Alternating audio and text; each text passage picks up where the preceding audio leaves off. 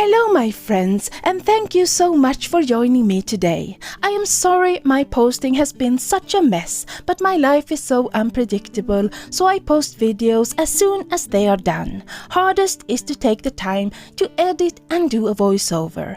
I hope you will stick with me even if I can't have a certain day I post for the moment. So today we're making a card for a friend's father turning 75 years old, and he got a trip to Canada to see bears.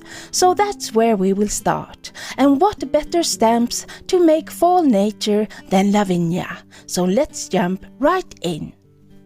So I pulled out a few autumn-colored Lavinia inks, some trees and twig stamps, Tim Holtz metallic cardstock, and Wow's gold superfine embossing powder. And to no surprise to anyone, I will also use the Tim Holtz lumber embossing folder for that rustic feeling we need for this card.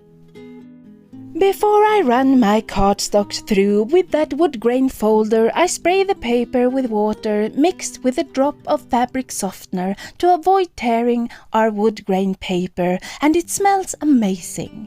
I have showed you how to add inks to enhance the wood grains before, and I will link to a video showing that in the description box below. But for now I cut those inky faux wood panels into planks of wood. The colors we're using are Sundance, Russet Orange, Paprika, Merlot, Sahara and Graphite.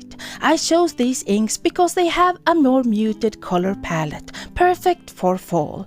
And I have a panel of white cardstock and a couple of those amazing Lavinia stencil brushes. I don't have a brush for them all, but one for yellow, orange and red, and another for graphite, and so on. And when I change colors, I just swirl my brushes on a kitchen roll before I dip it in another ink.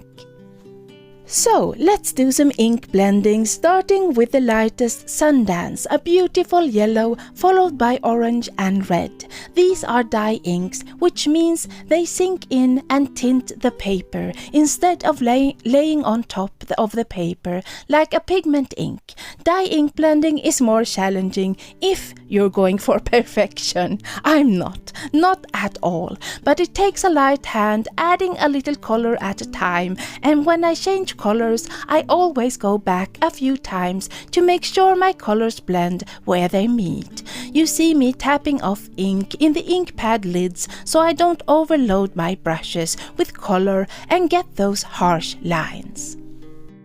Next I add Merlot, a dark pigmented red, and I blend it in with a red paprika, and I go back and forth for that smooth transition.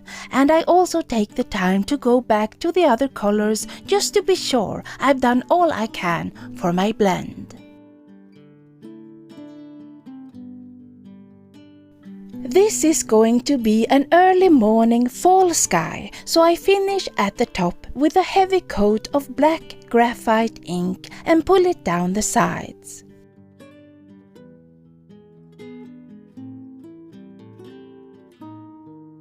When I'm happy with my sky, I bring out a set of acetate hill masks, and I choose two of them. I carefully place one mask at an angle at the bottom, and then I take my brush with Merlot ink and blend mostly on the mask, but ever so slightly my brush add ink over the mask edge, creating a hill.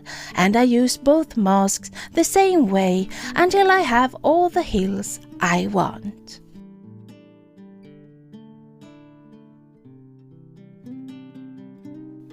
But the hills should not be white, at least not yet, and that's where the Sahara ink comes in. And I use a light hand to add that brownish yellow ink over all my hills.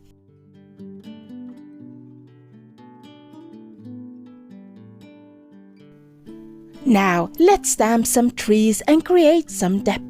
I have two trees called Small Fairy Fir Tree and Small Fairy Fir Tree 2. I use torn paper to mask off my hills so I can add trees sticking up behind my different hills, some looking far away and some closer, and I stamp them all in VersaFine onyx black ink.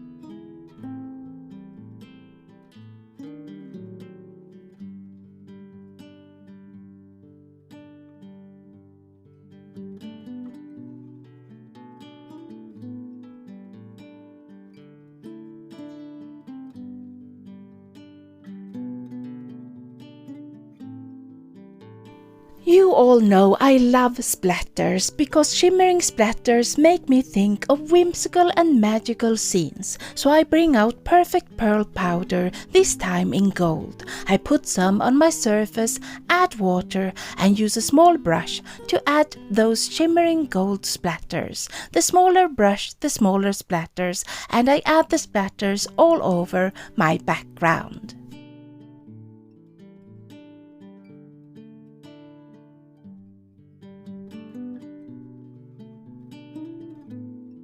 Now for the bear my friend wanted incorporated, and so far there are no bear stamps from Lavinia. I want a realistic bear for this scene, and we all know I can't draw realistically. But if you are like me, I would suggest going for a silhouette. They are so much easier to draw with no details. So I sketched out a bear on white cardstock, smoosh my black ink over it, cover with black embossing powder and melt with my heat tool, and I do that 2 times to get a black bold bear silhouette.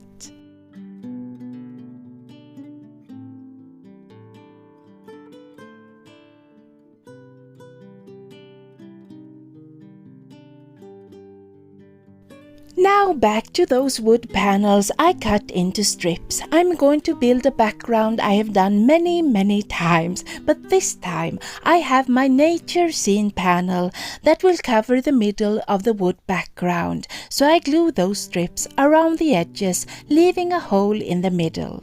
I use clips to hold the strips in place while the glue dries, and when I have my wood panel done, I put it in a heavy book to flatten it.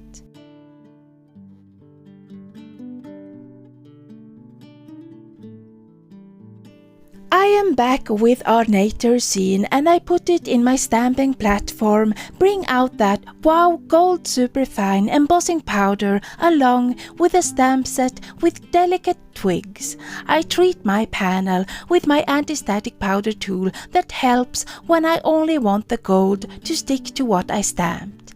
I stamp those thin twigs around the panel, cover with gold powder and melt with my heat tool. So I get this delicate gold frame around the sides and along the bottom. Any moisture or tackiness can cause the gold powder to stick where I didn't intend to, and the anti-static powder helps with that. But here and there little specks of gold powder get stuck. And you know what? I don't care at all. To me it just adds to those gold splatters and the rustic style. I don't want gold everywhere, but I just can't be bothered with what I consider the hallmarks of a handmade card.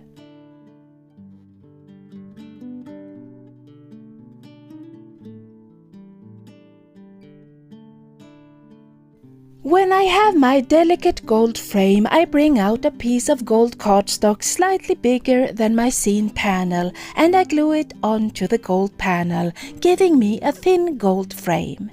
Then I glue the nature scene panel onto our wood background.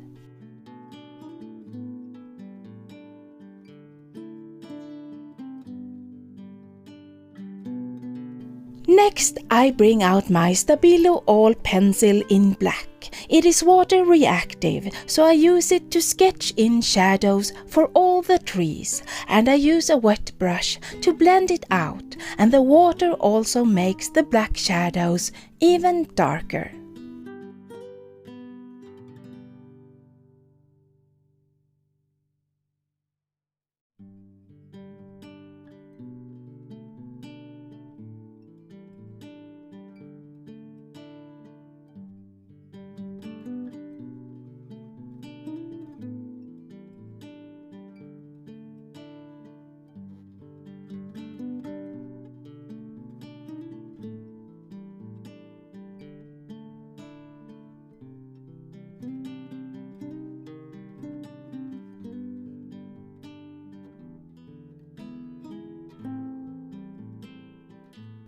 Next, I have a gold-colored pencil and I use it to add highlights where the morning sun hits the trees. Just another touch of gold between the branches and on the stems. So, back to the main character, the bear. I don't like it black and shiny, so I bring out Lavinia truffle ink. Turn the bear over and smoosh that dark brown ink over the bear. Then I cover the bear with sticky embossing ink and choose Wow's clear matte dull embossing powder to heat emboss with. That matte dull embossing powder gives me a brown matte bear, and I am so much happier.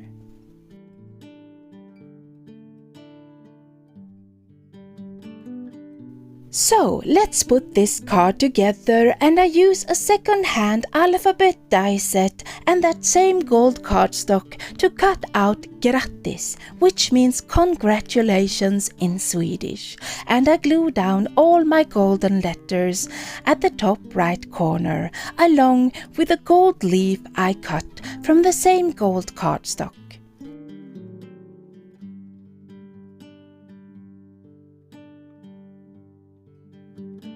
I found out that if I fold the brown embossed bear a little with my fingers, it cracks and the white shows through. So I take advantage of that and fold where one leg is in front of the other, and so on, giving this silhouette more details. And I glue it down, having a morning walk along the bottom of my card.